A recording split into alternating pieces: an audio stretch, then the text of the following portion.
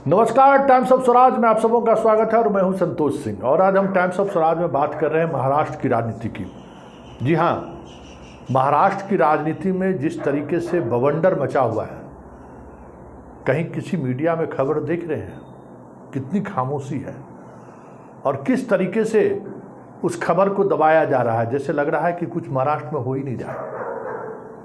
कल शरद पवार अपने पार्टी दफ्तर में मौजूद थे तो अजीत पवार अपने मंत्री जिन मंत्रियों को उन्होंने बनाया है उसके साथ पहुंच गए। वहाँ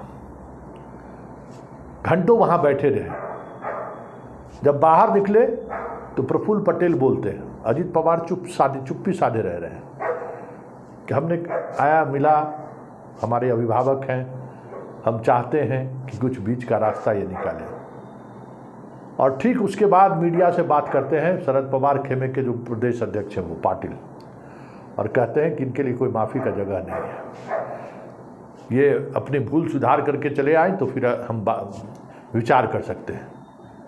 ये बात अभी चल ही रही थी कि आज जो 15 विधायक जो दिख रहे हैं कि अजीत पवार के साथ हैं, वो सारे विधायक आज पहुंच गए शरद पवार से मिलने के लिए।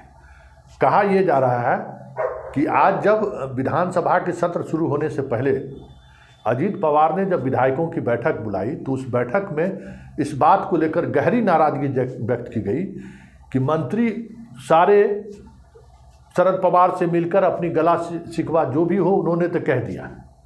हो सकता है कि शरद पवार उन्हें माफ़ भी कर दे, लेकिन मेरे जैसे विधायक जो हम आपके साथ हैं, मुझे क्यों नहीं मिलने के लिए ले गया जाएगा? मुझे भी शरद पवार के आशीर्वाद की जरूरत है, या हम उनकी बात सुनना चाहते हैं जो आप लोग गए थे सुनने के लिए? क्यों गए थे? मतलब अजीत पवार जिन विधायकों के साथ शरद पवार से बगावत किए, वो विधायक उन विधायकों में से ही इन पर अविश्वास करने लगे कि आप गए क्यों थे, और जब गए तो आप मुझे क्यों नहीं लेकर गए।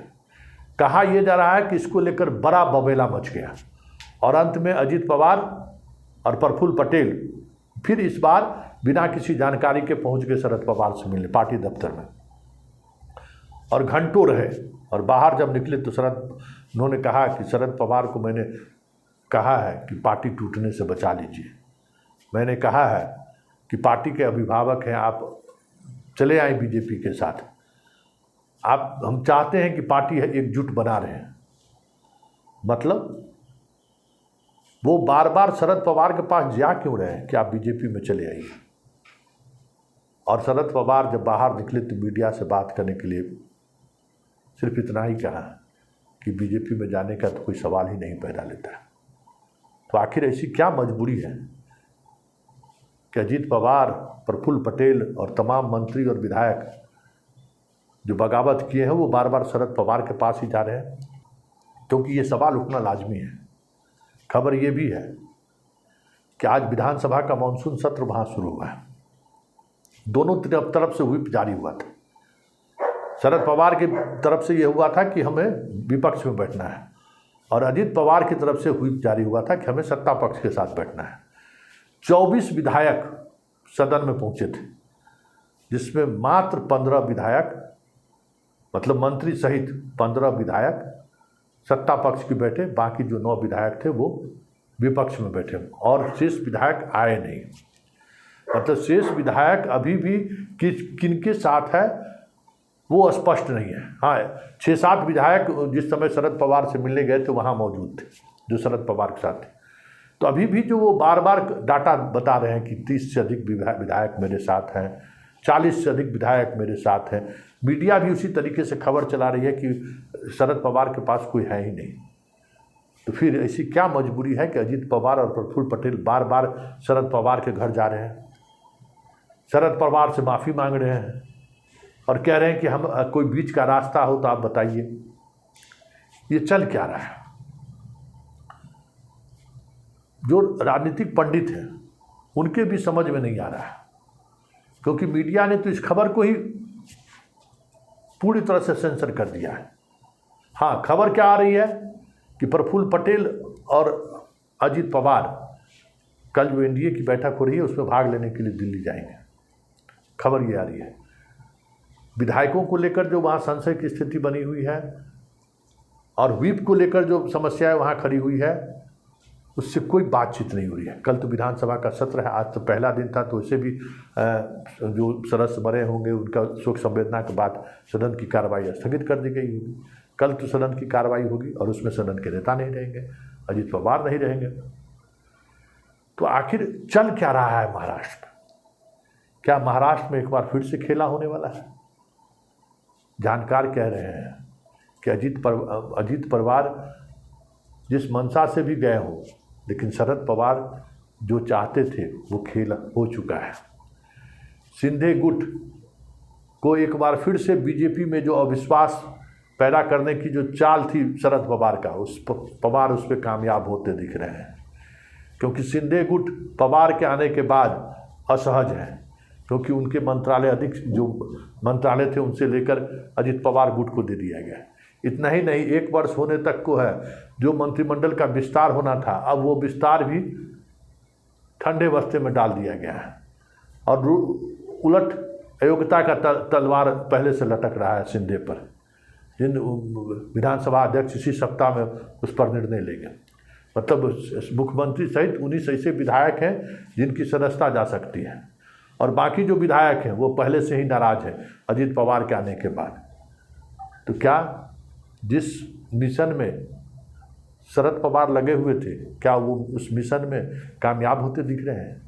क्योंकि कहा यह जा रहा है कि अजीत पवार के पास संख्या बल नहीं है, और इस संख्या बल अजीत पवार के पास नहीं है, ये तब तक शरद पवार भी उस पर चुप्पी साधे हुए हैं जब तक सिंधे गुट वापस उद्धव ठाकरे के घर नहीं चले आते हैं। क्योंकि माहौल कुछ इसी तरीके का बन रहा है। राज ठाकरे से सिंधे की मुलाकात, राज ठाकरे और उद्धव ठाकरे के परिवार के बीच मुलाकात, आपस में रिश्ते की जो खटाई है उसको ख़त्म करके फिर से मिलने की तैयारी, ये सारी ऐसी चीज़ें हैं जो दिखा रही है कि महाराष्ट्र में एक अलग तरीके की राजनीति शुरू हो चुकी है। और उस राजनीति में जिस तरीके से शाह और मोदी पार्टी को तोड़ करके सत्ता हथियाए हैं, ठीक उसी अंदाज में शरद पवार और उद्धव ठाकरे और कांग्रेस आने वाले समय में उसी तरीके की पटकनी बीजेपी को दे दे तो कोई बड़ी बात नहीं होगी। क्योंकि महाराष्ट्र की राजनीति उसी दिशा में बढ़ चली है। पवार के पास बहुमत नहीं है, बहुमत ये नहीं है कि 2/3 विधायक उनके पास नहीं है। ऐसे में सारी की सदस्यता जा सकती है। बार बार चाचा के चरणों में इसीलिए वो जा रहे हैं कि कुछ बीच का रास्ता निकालिए कि हमारी सदस्यता भी बचती रह जाए और हम सरकार में भी कुछ दिन रह जाए। तो ये जो चीज़ें चल रही हैं, कहा यह जा रहा था कि प्रफुल्ल पटेल दिल्ली में मंत्री भी बनेंगे, लेकिन सांसद की जो संख्या है, जिस तरीके से तोड़ने की बात आ रही है, वहाँ पे भी 2/3 बहुमत वाली स्थिति नहीं है। मतलब शरद पवार जैसे चाणक्य को जिस तरीके से शाह और मोदी अजीत पवार के सहारे पटकनी देने की कोशिश की, आने वाले समय में शरद पवार उसी तरीके की पटकनी दें तो देखने वाली बात होगी। क्योंकि आज शरद पवार की चुप्पी ये दिखा रहा है कि चाणक्य के दिमाग में कोई रणनीति चल रही है, और जो चेहरे पर उनके चमक आज दिख रहा था, वो चमक दिखा रहा है कि पूरी कोशिश के बावजूद भी शरद पवार की पार्टी को तोड़ने के लिए अमित शाह ने जो षड्यंत्र रची थी, साजिश रची थी, उस साजिश में कामयाब होते हुए नहीं दिख रहे हैं। अभी भी बहुमत शरद पवार के साथ है विधायकों का। ऐसे में अजीत पवार का क्या होगा ये देखने वाली बात होगी। लेकिन इन सबसे इतर जो समझने वाली बात है कि महाराष्ट्र के सहारे विपक्ष साधना क्या चाहती है। क्योंकि ठाकरे और पवार भले ही सत्ता से बाहर हो, लेकिन जनता इन दोनों के साथ है, ये साफ दिख चुका है। अब देखना ये है कि आगे जो कुछ भी होगा उसका कितना असर इन दोनों पार्टियों पर पड़ता है।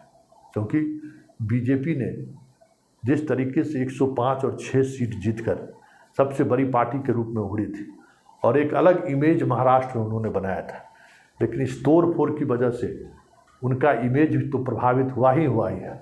उनका जो समर्थक वर्ग है वो सबसे ज़्यादा आज निराश है। और हमें लगता है कि शरद पवार की यही रणनीति थी कि बीजेपी को पूरी तौर पर एक्सपोज कर दो। याद करिए, पहली बार रातों रात सरकार बनी थी, शपथ ग्रहण सुबह में ही सब लोग सोए हुए थे, शपथ ले लिए। एक सप्ताह के अंदर में सारी चीज़ें बदल गई। भतीजा के ऊपर जितना मुकदमा था सब हट गया, सब कुछ हो गया। फिर दूसरी सरकार बनी, वो चली, ठाकरे की पार्टी टूटी, फिर से सरकार बनी। और सरकार बनने के बाद जब होने लगा कि इस अयोग्यता के मामले में सुप्रीम कोर्ट तल्खी दिखा सकती है, तो फिर अजीत पवार को ले आए। और अजीत पवार को लाने की वजह सिर्फ सुप्रीम कोर्ट की तल्खी ही नहीं है।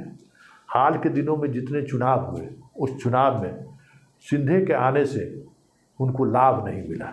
सिंधे तो आ गए, लेकिन ठाकरे का समर्थक या वोटर सिंधे के साथ नहीं आए। इस वजह से ऐसे जगह पर भी बीजेपी चुनाव हार गई जहाँ 20-25 वर्षों से वो चुनाव नहीं आ रहे थे। और उसके बाद बीजेपी के अंदर इस तरीके का भय व्याप्त हो गया कि 1 वर्ष हो चुके हैं निर्धारित समय से, नगर निकाय का चुनाव पूरे महाराष्ट्र में नहीं हुआ है। मुंबई नगर पालिका के चुनाव कराने से अभी भी बीजेपी बच रही है। और पवार को इसी सोच के तहत लाया था कि अजीत पवार के मराठा वोट कहीं शरद पवार से छिटक कर इधर चले आए तो फिर कुछ मजबूती के साथ लड़ाई लड़ी जा सकती है। लेकिन ये भी होता हुआ दिख नहीं रहा है। तो यही कहते हैं, चाणक्य चाणक्य होता है, और चाणक्य की उम्र की सीमाओं में चाणक्य को कभी बांधा नहीं जा सकता है। शरद पवार ने इस देश की राजनीति में एक ऐसी लकीर खींची है चाणक्य की, उस लकीर के बराबर लकीर खींचना तो दूर, उस लकीर को मिटाना तो और भी नामुमकिन है। अब देखिए महाराष्ट्र में होता क्या है। लेकिन इतना तय है कि महाराष्ट्र की राजनीति ने इस देश की राजनीति के सामने एक विकल्प जरूर खड़ा किया है कि अगर मजबूती के साथ आप स्टैंड कीजिएगा, मजबूती के साथ अगर आप लड़ाई लड़िएगा, तो अमित शाह और मोदी उतने ही कमज़ोर हैं जितने कमज़ोर क्षेत्रीय दल की हैसियत है। इतने बड़े विशाल बहुमत के बावजूद भी उनकी राजनीतिक समझदारी या राजनीतिक कौशल उतना ही छोटा है जितना छोटा अन्य छोटे दलों के साथ है। बस सिर्फ लड़ाई लड़ने की मद्दा होनी चाहिए।